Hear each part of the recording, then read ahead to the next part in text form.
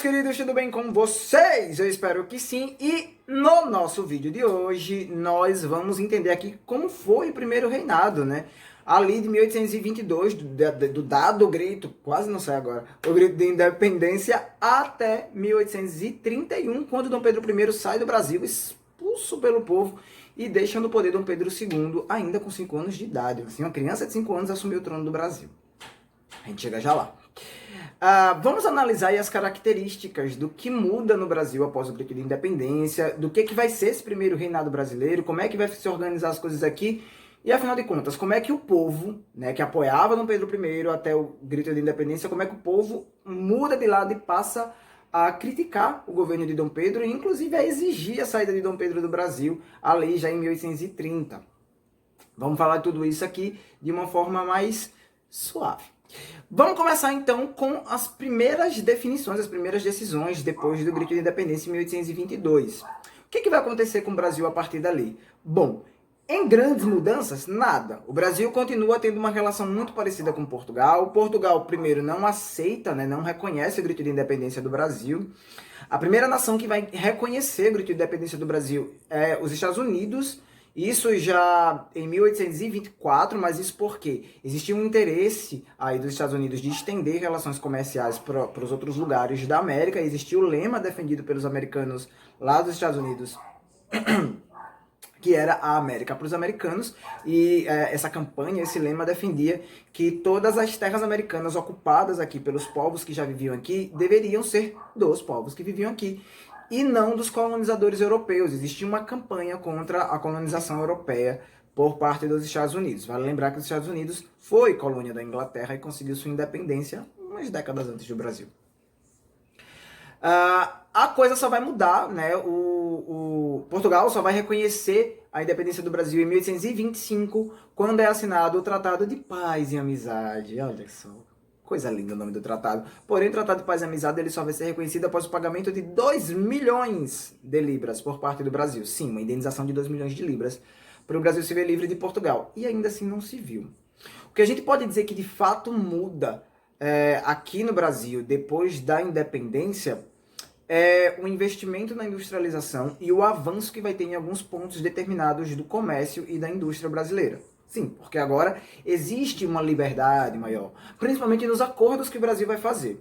Grande parte do dinheiro que o Brasil vai fazer agora com esses novos acordos com a Inglaterra, com os Estados Unidos, com outras partes da antiga América Espanhola, agora a América toda aí ficando independente, grande parte desse dinheiro agora vai ficar no Brasil, né, e vai ser investido aí em mudanças na nossa infraestrutura. Porém, uma parte desse dinheiro continua indo para Portugal. Os acordos financeiros que o Brasil e Portugal tinham antes continuam em vigência, e as relações entre o nosso rei, Dom Pedro I, e a coroa portuguesa continuam aí todos de pé. Então, cadê essa independência? Cadê esse Portugal saindo daqui? O que a gente sabe de fato é que se acirram aí as ideias, né, principalmente nos partidos, o Partido dos Brasileiros e o Partido dos Portugueses, se acirra aí o atrito, e as ideias de exigir que na Constituição tivessem aí ideais, projetos políticos, projetos sociais com ideais anti-estrangeiros, no caso anti-portugueses aqui no Brasil, a ideia foi se tornando cada vez mais forte. Em 1823 sai a primeira Constituição, batizada carinhosamente como Constituição da Mandioca,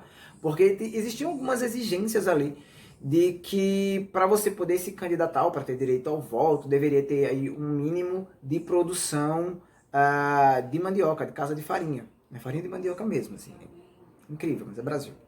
Porém, o que a gente vai analisar aqui é a Constituição de 1824. Essa sim é a Constituição definitiva, a primeira Constituição do Brasil, bonitinha ali e tal, que defendia, ou dividia, na verdade, a organização, a administração do Brasil sobre os 3 poderes, né, que surgem aí junto aos ideais de mudança, que vem desde lá do Iluminismo, passando por todo o processo de mudança nas nações europeias, que é os 3 poderes de administração que nós temos até hoje: poder judiciário, poder legislativo e poder executivo.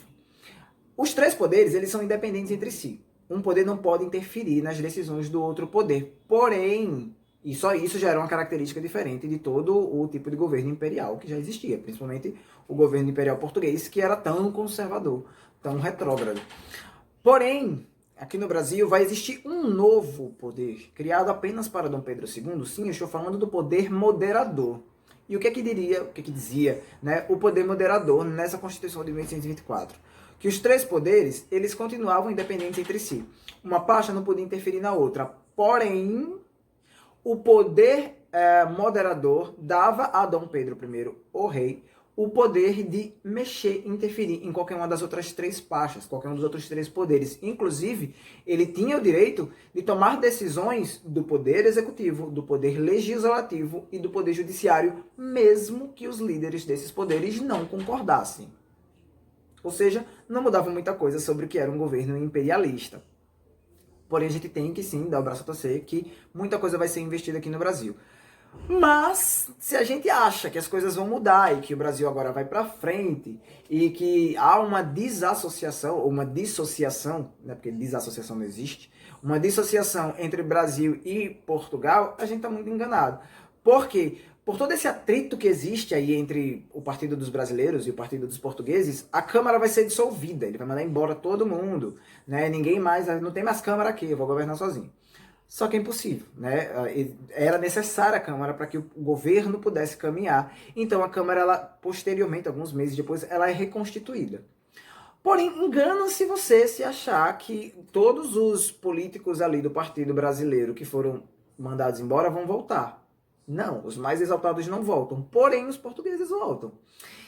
Começa a partir daí, 1825, estou falando, começa a partir daí por ideais, conflitos ideais, dentro da visão dos brasileiros, agora sim, com esse sentimento de nacionalismo, contra os ideais de Dom Pedro I, que agora as pessoas começaram a perceber, mas peraí, que grito de independência foi esse que seu Dom Pedro deu aqui, se os portugueses continuam tendo todo o direito e a gente continua pagando até em quilo de farinha para poder votar? Complicado.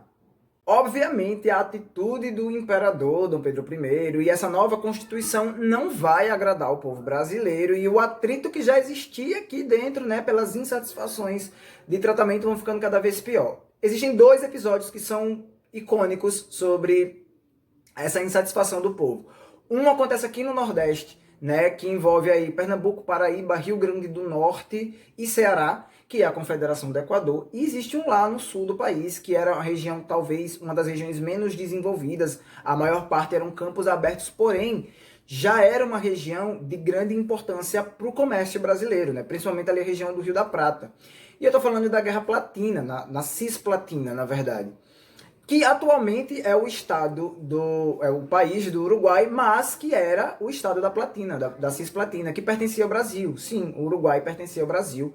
E aí, num ato de insatisfação com essa nova Constituição de 1824 e a forma arbitrária com que o governador tratava todas as regiões, criando aí uma política sulista, né, de desenvolvimento apenas ali da região onde se encontrava a grande elite, né, principalmente ali São Paulo e Rio de Janeiro, a Cisplatina entra no processo de independência, e isso a gente sabe, né, até pelo nosso conhecimento atual, que vai dar certo. A região da Cisplatina consegue a independência do Brasil através da guerra e com o apoio da Argentina, e se torna independente. O que não vai acontecer na Confederação do Equador. Em 1825, né, os dois movimentos começam em 1825, logo após a aprovação da Constituição. A Confederação do Equador não funciona, eles até conseguem independência, eles eram um movimento separatista também, da mesma forma que o da Cisplatina. Eles conseguem independência durante alguns meses, mas aí, como o Nordeste é muito mais próximo da região onde o imperador estava e onde as tropas da Guarda Nacional estavam, a Confederação do Equador é sufocada e praticamente todos os seus líderes, inclusive a gente tem aí uma figura muito importante, muito conhecida da nossa história, que é o Frei Caneca, eles acabam sendo mortos, né? E Frei Caneca, inclusive, é um dos grandes nomes, um dos grandes símbolos da representação do que foi a Confederação do Equador.